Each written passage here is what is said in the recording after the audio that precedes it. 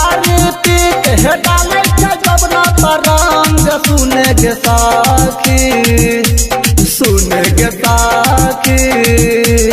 डबराया बरबा खोले छो चोली के हुक सुने गे साखी डबराया बरबा खोले छो चोली के हुक आब रोग तारी पी के डाले जबना परंग सुने गे साखी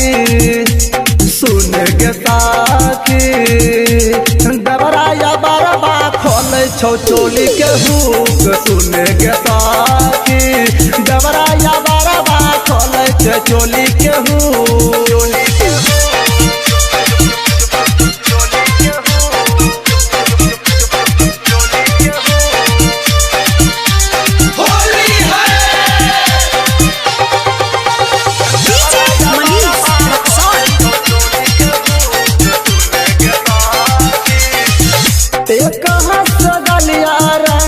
दोसर हाथ चोलिया भर के फिटकारी मारे लहंगा के भीतरिया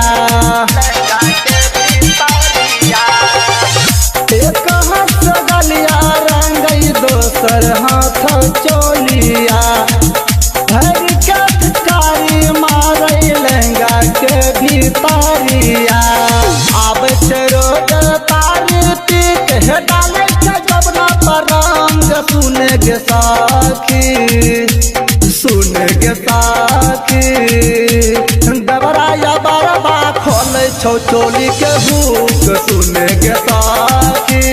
डबराया बरबा खोले छो चोली के हुक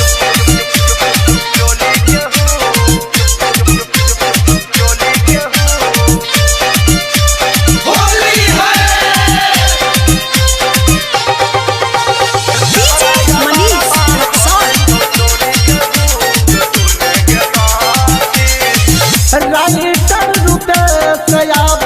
कर मन मानी भोमा दीवानाया बौटी के आब तारी राइटर रूपेश कर मन मानी भोमा दीवानाया बौटी के आब तारी दोनों हाथ जबना पर बहादुर पाई हमारा रंग सुने गे साखी